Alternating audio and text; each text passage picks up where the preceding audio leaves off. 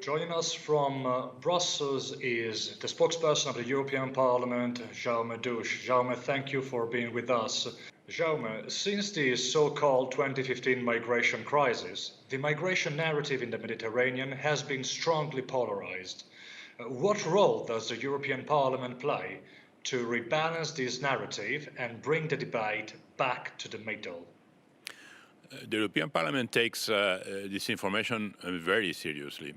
Discussions about migration, as you just said, are very polarized. Often some of these narratives appeal to emotions, appeal to feelings like fear, like anger, and they can be really overwhelming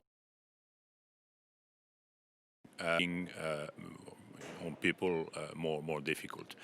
With this information, even if the first normal, natural reaction is to take these narratives or these misinformed pieces and share them to say that they are fails, that they are not true.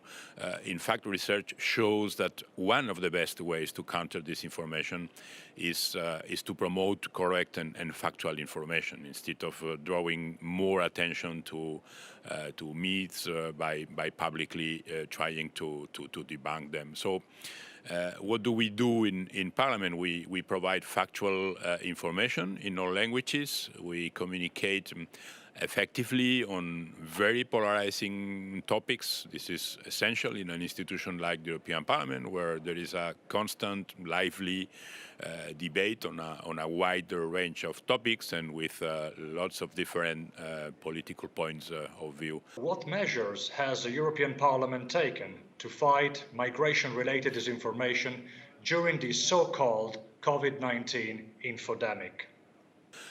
We are especially active in providing the media with quick, with reliable, with factual information, providing tools so that they can cover EP activities and decisions.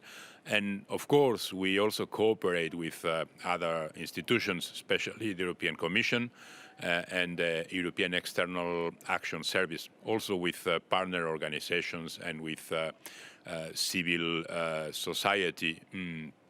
Members are also taking a strong stand in denouncing, in suggesting measures to counter disinformation, including increasing the budget of the European External Action Service that I just mentioned, because they have a very good, useful anti-disinformation team.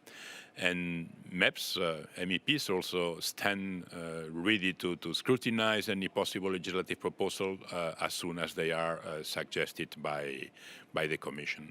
Jaume, in your experience, how can the migration narrative in the Mediterranean benefit from more cooperation among governments and institutional communicators on both shores of the sea? Cooperation and common work is essential, especially with phenomena such as migration, which go beyond one specific country. Governments and institutions need to be in touch and work together. They have to provide citizens and media with sources of quality, trustworthy information that people can rely on, and of course go when they need to check the truthfulness and the trust of the information they might come across that might not be factual. Maybe let me come with an example. Let's say a citizen sees something suspicious shared on social media. That citizen needs to know where to go to check if this is true. They need to know what sources are all at their disposal to find factual data, to find information. And for this to work, the work is essential to be done also in coordination with governments, with institutions, partner organizations, civil society. All have to work together. In your work, you often speak several languages. How important is multilingualism today to inform citizens and media about multifaceted phenomena such as migration in the Mediterranean? I think it's crucial. I think for any kind of communication is, of course, always better to communicate with people you want to reach in their languages as much as possible. For the European Parliament, this is a must, since it's a democratic institution and citizens have the right to receive information in their own language. Regarding a topic like migration, specifically migration in the Mediterranean, I believe that it's equally important to embrace multilingualism as much as possible, offering citizens and offering to the media the possibility to communicate in their languages, especially those of the countries involved. Jaume, now a more personal question. You have over 30 years experience in institutional communication. What is your advice to migration expert covering the Mediterranean for the years to come? What would you tell them to focus on in the years to come? I would say the same as for anyone trying to communicate nowadays. First of all, probably the most important thing is to listen to your audience, what topics they are interested in, so you can address them, keep learning every day, cooperate, share good practices with other communicators in other institutions. We are not competing, we are helping each other. You can do a great job on your own, of course, but you will go, in my opinion, you will go much further cooperating with others.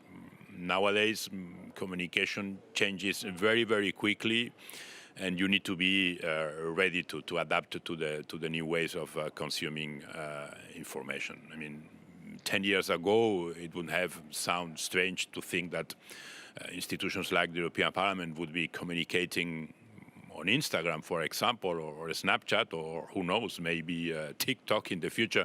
But that's where people are, and you need to be able to adapt the information, of course, always respecting quality, respecting facts, but to adapt to the platforms and to the new ways of consuming information. Every channel has its own specifications, its own audience, and you need to know these audiences well, but all of them are important, and all of them respond to a need when you want to succeed in putting a message out there. Just one personal question to conclude in relation to what you just said. Over the past few years, it seems that communication effectiveness has been characterized more by speed than accuracy. So how can communicators like you on important issues like migration in the Mediterranean properly inform the public while maintaining visibility at the same time? Yes, I think there you need to take time. It's true that in these last years we have been experiencing this kind of competition between media, but not only media, the institutions themselves to be good in breaking news. And breaking news can be, of course, useful from a professional point of view, but the danger of being too fast in trying to inform people is that sometimes accuracy is not behind. I think that it's much better when you take some time to really check the information that you are receiving, the information that you are going to spread, to talk to several sources, not to be impressed by the fact that there is someone saying or trying to say these same things before you, because at the end it's a question of trust. And if you are trusted, you will be the real source. If citizens are comparing what they receive from sources they don't trust and with sources they really trust, being in this case yourself, they will be in some way behind you. They will become in some way federalized by what you are doing, and your input will be much better than what others will try or will get. Jaume, thank you very much for your time today. Thank you very much. Thanks to you, and you know where we are.